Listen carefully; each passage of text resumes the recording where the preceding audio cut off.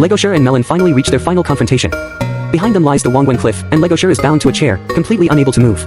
At this moment, if Melon applies even a little force, Legoshi will surely die here today. This is Melon's greatest pastime, watching the expressions of fear on other animals' faces as they face death. The reason Legoshi fell into his hands was that he had already walked straight into Melon's trap. It all began just after Legoshi and the seal left the bathhouse. The seals suddenly caught a tempting aroma. Following the scent, they soon found a grilled squid stand. When it comes to eating meat, Legoshi has always stood firm. But for the seal, this was an everyday thing, because in the ocean, it's always the big fish eating the small fish, and the small fish eating the shrimp. Besides, the squid was already dead. It couldn't be brought back to life, so eating it caused no harm. As for the rules, Legoshi had always known them. As soon as they left, Melon's figure appeared. From that moment on, Legoshi began to fall into Melon's carefully laid trap. Knowing that Legoshi was investigating him, Melon deliberately got a tattoo and intentionally revealed to the sloth tattoo artist that his favorite place to go was a spot called Tears of Death. As expected, shortly after Melon left, Legoshi arrived at the tattoo shop and asked the sloth about him. The bait Melon had deliberately left naturally reached Legoshi's ears. After returning, Legoshi investigated, and sure enough, a place called Tears of Death really did exist. To better understand Melon's inner world, Legoshi soon went to Tears of Death himself.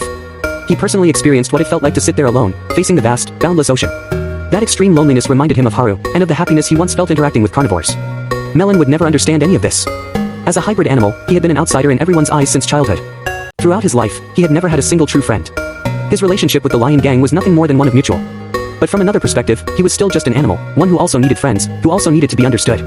Yet he would have none of that. Time and again, he faced the endless ocean alone. The loneliness inside him was unimaginable. If only there had been someone who could truly understand him, perhaps everything could have been different. Suddenly, a gunshot shattered the silence, and the one who was shot was Legoshi. It turned out that Melon had been lying in wait in the grass, patiently waiting for Legoshi to arrive. Clearly, this was the outcome Melon had carefully designed for him. Yet poor Legoshi, standing at the edge of death, still hoped to influence Melon with love. But Melon had already sunk into madness.